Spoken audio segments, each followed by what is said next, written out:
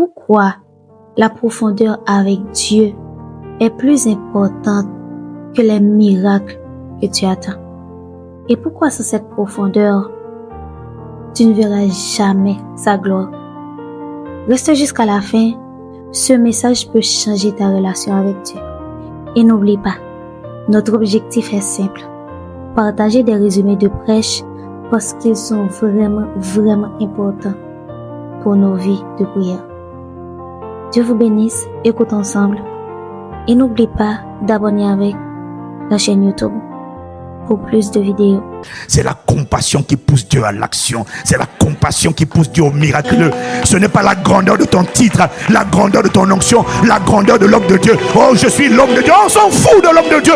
On s'en fout de ton onction. On s'en fout de ton titre. On ne veut pas voir un grand homme de Dieu. On veut voir le Dieu de compassion. Ce n'est pas tout le monde. La ville de Samarie s'est convertie. Ce n'est pas un miracle, c'est la qualité d'une parole. C'est la qualité de la prédication de Jésus qui a converti la ville de Samarie. Mais dans d'autres cas, comme à Génézareth, ce sont les miracles qui ramenaient. Donc, il faut les miracles, il faut la parole. Mais pas la parole religieuse, la parole embrasée, la parole de feu. La parole qui vient de la démonstration d'Esprit Saint. La parole où quand quelqu'un écoute, il dit, mais mon cœur ne brûlait-il pas au-dedans de moi pendant qu'il m'expliquait les Écritures? Pas une parole de religieux. Alors, j'ai toujours dit, Seigneur, non. On doit te voir dans mon époque. On doit te voir dans ma génération. On doit te voir. Pourquoi les groupes politiques occultes, les réseaux ésotériques continueraient-ils de dire en Europe, où est donc leur Dieu? J'ai lu les Écritures et j'ai vu que à Suse, au temps des royaumes médo-perses, j'ai vu ce qui s'est passé à travers Mardochée et Esther pour tout le peuple juif et comment ils ont été délivrés. Dans un royaume idolâtre où la plupart des gens n'étaient pas du tout convertis au Dieu d'Israël. Et ce livre d'Esther te montre comment, à cause de ce que Dieu a fait à travers Esther et Mardochée, des multitudes se sont converties au Dieu du peuple juif. Alors j'ai découvert que ce n'est pas une question d'endroit. C'est une question de personnes que Dieu cherche, qui comprennent dans leur époque, dans leur génération. Les réveils ne naissent jamais de manière accidentelle. Les réveils naissent toujours d'un peuple indigné qui en a ras-le-bol de voir Satan faire sa publicité. Et Satan, à quel moment il fait sa publicité? Satan fait sa publicité lorsqu'on parle de ses œuvres. Celui dont on parle le plus révèle celui qu'on rend populaire. Celui dont on parle le plus révèle celui dont on fait la publicité. J'ai pas entendu amen. À quel moment on parle de Satan? Mais quand on parle de cancer, quand on parle de diabète, quand on parle de sida, quand on parle de migraine, quand on parle de maladie mentale, quand on parle de dépression, quand on parle de troubles du comportement, lorsqu'on parle de maladies cardiovasculaires, de maladies infectieuses, de maladies de sang, de maladies de peau, lorsqu'on parle de maladies, d'infirmités, c'est-à-dire des handicaps et de tourments, d'afflictions, d'oppressions démoniaques, plus on parle de ces choses-là, plus on est en train de parler de l'auteur de ces choses et il est content parce qu'on est en train de faire sa publicité. On ne fait pas exprès de faire sa publicité, mais celui dont on parle le plus révèle celui que les gens ont envie de connaître. Plus, si je te parle tout le temps de Cristiano Ronaldo, il y a des femmes qui ne connaissaient pas Cristiano Ronaldo ou Lionel Messi, mais à force de l'entendre parler, maintenant tu sais qui c'est. Il n'y a pas quelqu'un ici qui ne sait pas qui est Lionel Messi ou Cristiano Ronaldo. Pourquoi? Parce qu'on en parle. Mais il y a des joueurs dont on ne parle pas, que tu ne connais pas du tout. Ce n'est pas qu'ils n'existent pas, c'est juste qu'on n'en parle pas. Est-ce que quelqu'un me suit? Alors Satan est content quand on parle de ses œuvres. Parce que plus on parle de maladie, plus on parle d'infirmité, plus on parle de cancer, plus on parle de sorcellerie, plus on parle de vie bloquée, plus on parle de vie liée, plus on parle de gens qui à 40, 50, 40 ans ne s'est jamais marié. Une femme belle, un homme beau, il a une situation mais il ne s'est jamais marié. Plus on en parle, plus on parle de gens qui ont été frappés, morts subites. Tu n'as pas idée du nombre de gens. Quelqu'un qui était bien soudainement pauvre. Je connais des gens, il est parti. Oh, j'ai tellement d'histoires, tellement d'histoires. Il y a des plaisantins, non mais moi je ne connais pas, de toute façon moi je ne crois pas. Ouais, c'est ça, tu ne crois pas. On ne te parle pas de religion. Je parlais la dernière fois avec un couple là, J'ai rencontré, ils me disent, oh, de toute façon, lui, il est athée, elle est athée, il croit pas en Dieu. J'ai dit, ah bon, tu crois pas en Dieu, tu crois pas en Dieu, mais je vais te dire une chose, on ne parle pas de religion. Parce que moi, je suis pas dans la religion. J'ai dit, non, moi, je te parle pas de religion. Je te parle de Dieu. Dieu n'est pas religieux, Dieu est un être spirituel. Je te parle pas de religion, je te parle des réalités spirituelles. Parce que laisse-moi te dire une chose, dans ce monde, même, tu es rempli de personnes qui ne croient pas en Dieu, mais qui savent que l'homme est un esprit et qui sont conscients des réalités spirituelles. Beyoncé, Rihanna que tu chantes, là, Beyoncé, je sais même pas c'est quoi ces chansons. Beyoncé avoue le secret de son succès qui lui donne la capacité de prêcher. Elle dit, va regarder sur internet, elle dit que sa force vient d'un démon, Sasha Fierce. Elle le dit. Quand l'esprit rentre en elle, quand elle rentre en scène, comme ça, dès qu'elle l'ouvre, l'esprit la saisit et puis elle devient, on dirait, une diva. Elle le dit. Rihanna a dit aux jeunes filles, je crois que c'est à Saint-Domingue, elle a dit aux jeunes filles dans une école maternelle, ça fait une indignation dans l'île. Elle a dit, si votre Jésus ne marche pas, essayez Satan. Donc ces gens-là savent, ils connaissent les réalités spirituelles. On ne parle pas de religion. Dieu n'est pas religieux. Jésus n'est pas venu pour établir une religion. Mais pourquoi Jésus introduirait une religion sur la terre alors que Satan n'a pas introduit une religion sur la terre? Tu connais la religion de Satan? Satan a introduit une nature appelée le péché, une culture appelée le monde. Il est à la tête d'un royaume appelé le royaume des ténèbres, contrôlé par des démons dont le but c'est d'égorger, dérober, détruire, affliger, tourmenter. Ma Bible dit dans 1 Jean 3 verset 8, le Fils de Dieu a paru pour détruire les œuvres du diable. Alors explique-moi, si Satan est venu emmener un royaume des ténèbres, comment peux-tu croire que Jésus a emmené une religion? Comment une religion pourrait-elle être le remède face à Satan? Non, aucune religion ne peut confronter Satan. Aucune religion ne confronte un démon. Aucune religion ne peut faire face à la sorcellerie. Aucune religion ne peut chasser un démon. Voilà pourquoi devant les démons, devant Satan, les religions parlent, c'est des beaux parleurs. Théologien à théologien, confronte. Les démons, on s'en fout. C'est la démonstration de puissance qui parle, là, qui doit parler. Tout le monde parle. Oh là là, nous on croit que Mohamed, on croit que vous parlez trop. Monsieur l'imam. Ah, moi c'est comme ça que je fais. Monsieur l'imam, vous parlez trop. Emmenez des fous, emmenez des gens qui ne dorment pas, emmenez des gens qui sont oppressés, emmenez des gens atteints de fibrome, de kyste, d'endométriose, emmenez des gens atteints de maladies chroniques, emmenez-les, priez, invoquez votre Dieu. Moi je vais invoquer Jésus et on va voir le Dieu qui répondra par le feu sera le seul vrai Dieu. Dis Amen. Écoute-moi. Chaque fois que je fais ça souvent, hein. Chaque fois que je fais ça, les gars disent non. C'est-à-dire que non, mais moi je dis non, tu parles trop. Emmène-moi les cas. Et je vais te dire une chose. Va prendre 3 jours avant de prier pour eux. Moi aussi, j'irai prendre 3 jours. À la fin des 3 jours, on verra qui répondra par le feu. On verra qui répondra. Comment? Dieu n'est pas religieux. Satan n'a pas introduit une religion. Pourquoi Jésus introduirait-il une religion? Non, la religion, c'est l'emballage dans lequel les hommes ont enfermé Dieu et ils ont présenté ça au monde. Dieu n'est pas dedans. L'emballage est vide. Les katabaracha. J'ai dit l'emballage est vide. Comment? Tu vois, les 3 clés, c'est quoi? Qui ouvrent les portes de l'impossible. Ce n'est pas une doctrine. Ah, c'est le fruit de l'expérience. Parce qu'il y a des choses, en tant que pasteur, j'ai enseigné hier. Et puis il y a des choses auxquelles j'ai été confronté. Il y a des situations, il y a des montagnes que j'ai vues qui, malgré la sainteté, malgré une vie rangée, ne bougeaient pas. Au point que tu te demandes, mais où est donc Dieu? Il y a des choses, des situations où j'ai vu Satan. Pas vu en vision, mais je sais qu'il est. C'est-à-dire que tu sens qu'il se moque de toi, quoi. Tu pries, tu jeûnes. Et puis il se moque de toi. J'ai vu des gens, ils acceptaient Jésus. Chaque veille d'examen, il y a une voix qui lui dit, c'est pas la peine d'y aller, tu vas échouer. Il y a des migraines qui le prennent, qui l'attaquent. J'ai tellement d'histoires. Et une jeune fille, à Pointe-Noire, dans notre église, elle est venue. Elle est venue parce qu'elle a toujours mal à la tête. Depuis qu'elle est rentrée à l'université. Sa tête, depuis qu'avant le bac, pas de problème. Mais quand elle est rentrée à l'université, l'enfer. Toujours des migraines. Elle arrive à l'église dans une atmosphère de prière intense. C'est là où il faut la présence manifeste de Dieu. Il ne faut pas la prière. Il faut la prière qui produit la présence manifeste de Dieu. On en a assez de la prière juste pour prier où il n'y a rien qui se passe, bien aimé. On rentre comme on est, on sort comme oh non Seigneur. Oh, nous voulons la prière où la présence de Dieu est manifeste.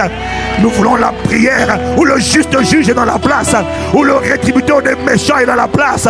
Nous voulons la prière où Jésus, tu te manifestes par ton esprit pour faire le bien et libérer tous ceux qui sont sous l'emprise du diable. Voulons voir la prière où tu es là. Et où quand tu es là, c'est toi qui fais ta publicité.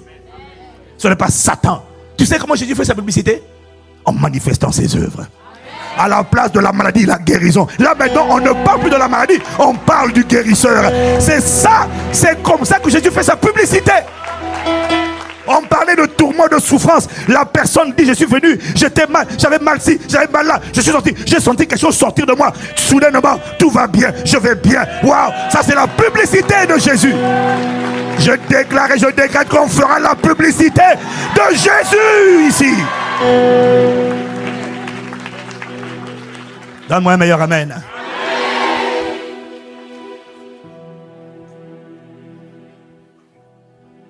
La jeune fille à Pointe-Noire. La présence de Dieu est là. L'esprit se manifeste, il parle par sa bouche. Et puis quand on dit à l'esprit sort. Il dit non, elle est à moi. Ah, bon. Elle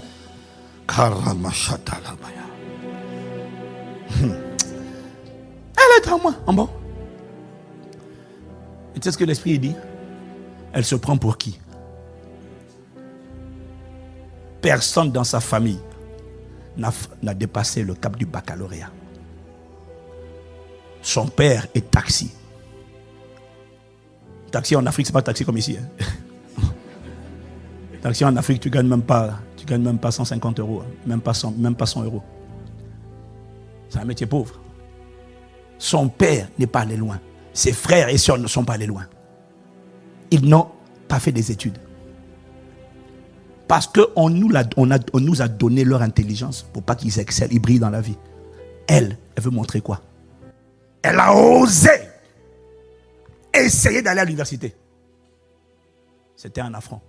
Elle est censée rester là. On a mis une limitation sur elle. Tant qu'elle reste en dessous, derrière la barrière, il n'y a pas de souci.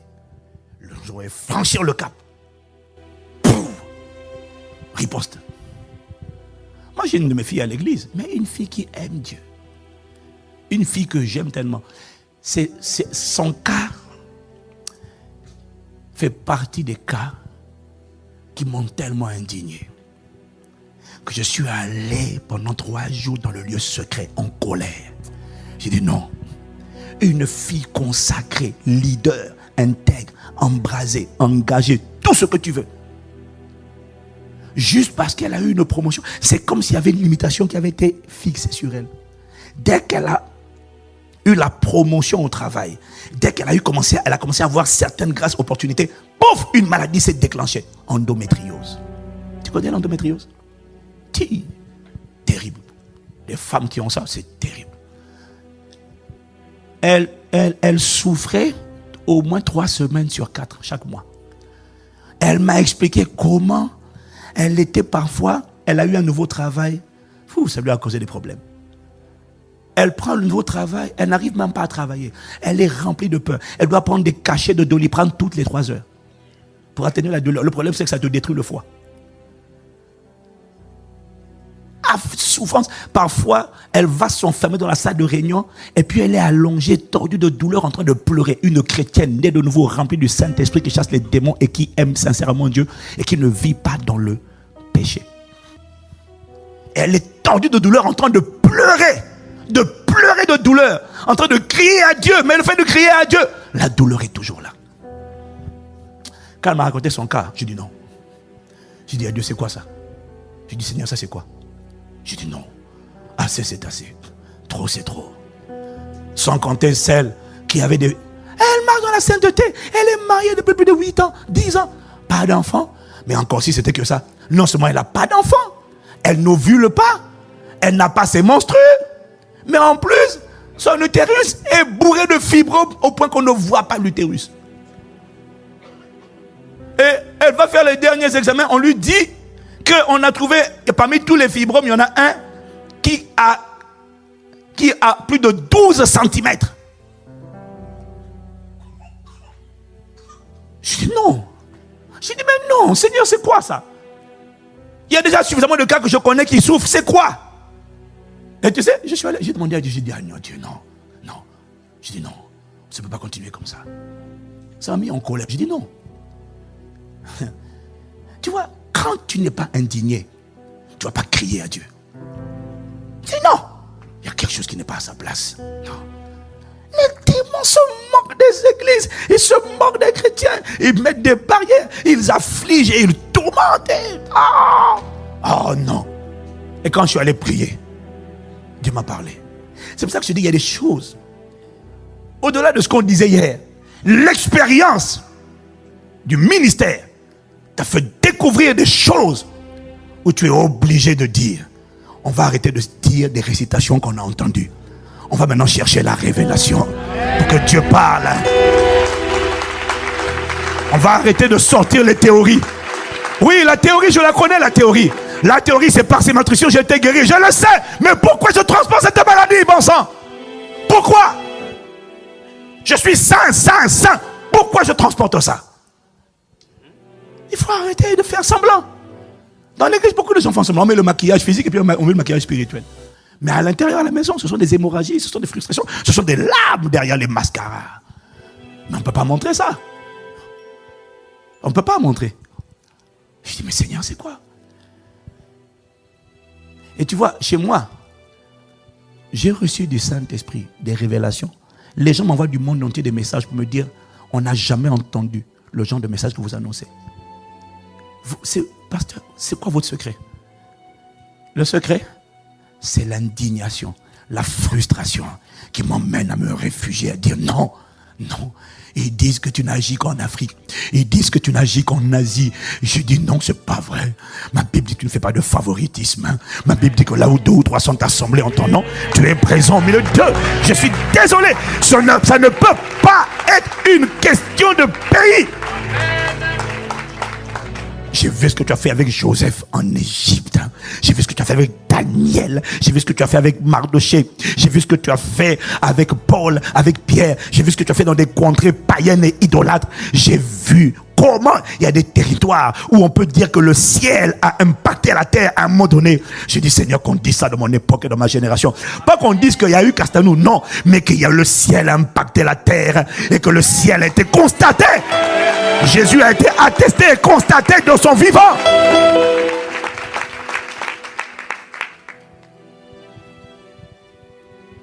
Tellement d'histoires comme ça qui m'ont indigné. J'ai dit non. Et c'est quand on est allé crier à Dieu, je suis allé crier à Dieu. Pouf, la révélation est venue. Et il m'a dit plein de choses. Et ce sont ces choses-là que j'enseigne depuis plusieurs mois. Donc si tu veux comprendre ces choses-là, je ne vais pas les résumer ici. Là. Prends le temps d'écouter la voix prophétique, apostolique qui parle là, même si tu es dans ton église locale, quelle que soit ton église. Mon ami, je ne suis pas un don pour l'église locale. Moi, je suis là pour le corps de Christ. Je ne suis pas. Dieu ne m'a pas suscité pour une église locale. C'est pas vrai. Non. Dieu ne m'a pas suscité pour un Paxan chrétien. Dieu m'a suscité pour le corps de Christ à la francophonie et au-delà de la francophonie. Et quand il m'a parlé, il m'a dit, si le berger de la bergerie ne se met pas en colère contre les loups, contre les serpents qui rentrent pour déchirer le troupeau, si le berger n'est pas indigné, je ne peux rien faire. Moi, pour agir, j'ai besoin d'une porte d'entrée. Je suis en colère, me dit le Seigneur. Mais si quelqu'un ne reçoit pas, j'ai besoin d'un correspondant sur terre J'ai besoin d'un correspondant dans le monde visible qui entend ma colère dans l'invisible et qui décide de se lever dans le visible et de me laisser rugir à travers lui. Il me dit, si tu ne t'indignes pas, il va continuer de faire ses œuvres. Et ce jour-là, la madame elle m'a parlé. Il m'a dit, attaque le serpent ancien. Attaque le grand dragon. C'est lui, le grand dragon, c'est celui qui engloutit les vies. Il avale les destinées, il avale les mariages, il avale les potentiels, il avale les intelligences. On l'appelle le grand dragon parce qu'il avale et puis il garde ça en lui. Et puis après il m'a parlé du serpent ancien.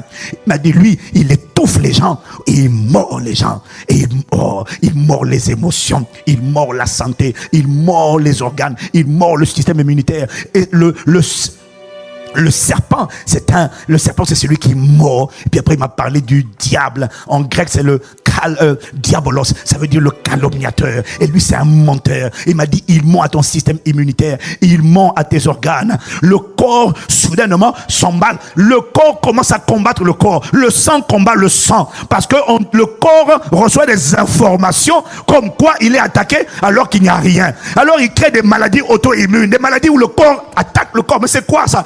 Et quand tu vas voir les médecins, ils te disent en fait, votre système réagit comme s'il était attaqué. Il est attaqué par qui? C'est la corruption. Il reçoit une information mensongère qui lui dit, tu es attaqué. Et du coup, il commence à fabriquer. Et, est-ce que quelqu'un me suit? Il m'a dit, c'est l'œuvre du menteur. Il ment aux émotions. Dieu te dit, je t'aime. Mais lui, il te dit, non, ton papa t'a rejeté, ta maman t'a rejeté, personne ne t'aime. Et puis, donc, il ment aux émotions. Et il fait croire aux gens que ce qui est mensonge est la vérité. On l'appelle le diable, calomniateur, menteur, diabolos. Puis après il m'a parlé de l'adversaire. Satan, ça veut dire l'adversaire. Celui qui se dresse, il se met devant toi. Il dit, tu ne passeras pas, tu es à moi. On avait dit ça sur ta vie. On avait des projets de malheur et de destruction et de limitation. On avait pour toi des projets. On comptait faire de toi une prostituée. On comptait utiliser ton intelligence pour briller, nous, dans le monde. Toi, tu restes pauvre. Il y a des pactes, il y a des paroles qui ont été prononcées avant ta naissance. Il y a des paroles, il y a des actes qui ont été signés. Les ancêtres t'ont livré à moi. Ils t'ont livré à nous. Tu ne t'appartiens plus à toi-même. Tu as été sanctifié, mis à part avant ta naissance. Lorsque tes parents pratiquaient la sorcellerie, lorsqu'ils adoraient les esprits méchants, ils ne savaient pas. Il y en a qui savaient, il y en a qui ne savaient pas. Mais ils ont livré leur famille, ils ont livré leur postérité. Alors tu viens au monde et tu es confronté à des batailles que tu n'as pas choisies. Qui a fait ça? L'adversaire, Satan. L'esprit de sorcellerie. Il te contrôle, il bloque ton mariage, il bloque ton foyer, il bloque ta santé, il te bloque, il te dit je te tiens et t'enferme dans une prison. Il dit tu ne vas nulle part. Quand tu veux aller, je suis là, tu ne passes pas. Dieu m'a dit, fais la guerre aux 4. Il m'a montré comment faire. Et quand j'ai commencé à faire ça, j'étais tellement furieux. Ma vie de prière est passée de 2 heures en moyenne à plus de 4 heures par nuit. Il m'a dit, prie la nuit. Quand j'ai commencé à prier comme ça, il m'a dit, prie. Et quand je suis sorti de ma retraite, il m'a dit, maintenant, va. J'étais tellement en colère. J'ai appelé la soeur qui avait des fibromes partout. J'ai dit, toi, viens.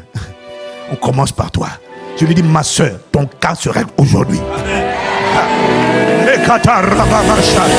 Aïe, aïe, aïe, aïe. Il dit, ton cas se règle aujourd'hui. Assez, c'est assez. Ta vie change aujourd'hui. Et j'ai prié, hein. J'ai même pas prié, j'ai parlé. J'étais assis, j'ai commencé à parler. J'ai dit, Père, merci. J'ai commencé à louer Dieu pour le sang de Jésus. J'ai dit, aujourd'hui, le sang va parler. Aïe, aïe, aïe. Ton sang va parler, Seigneur. Aujourd'hui, c'est aujourd'hui. Et j'ai dit, toi, qui es assis sur la vie de cette femme, malgré ses cris, tu l'affliges, tu l'as fait souffrir, tu as mis des fibromes, tu as mis la stérilité. Et en fait, la vérité sur cette sœur, c'est que l'utérus est en place, mais spirituellement, il n'y a pas d'utérus. On lui a enterré son utérus. Elle peut avoir autant, elle est mariée, elle peut faire ce qu'elle veut avec son mari. S'il n'y a pas d'utérus, il n'y a pas de fécondation. L'utérus a été volé. Alors Jésus me dit, toi qui as volé son utérus, là où tu l'as enterré, je le déterre au nom de Jésus. Je le remets à sa place au nom de Jésus. Écoute-moi, Jésus me dit, là où tu as enterré, je le déterre. Et toi qui étais assis, tu as mordu ses parties génitales. C'est ça qui cause des fibromes, ça gonfle. C'est le fruit des morsures. dois être morsure maintenant. Oh non. Tu vois, mais quand je priais, ce qui s'est passé, quand je priais, je ne me sentais pas, tu vois, le grand homme de Dieu, non. Non, j'avais une compassion qui a produit en moi une colère. Et j'ai découvert, le Seigneur m'a dit, tu vois, quand tu vas lire, quand tu lis les Écritures, tu vas pas voir, tu vas souvent lire Jésus ému de compassion.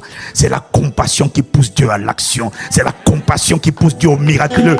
Ce n'est pas la grandeur de ton titre, la grandeur de ton onction, la grandeur de l'homme de Dieu. Oh, je suis l'homme de Dieu. On s'en fout de l'homme de Dieu. On s'en fout de ton onction. On s'en fout de ton titre. On ne veut pas voir un grand homme de Dieu. On veut voir le Dieu de compassion.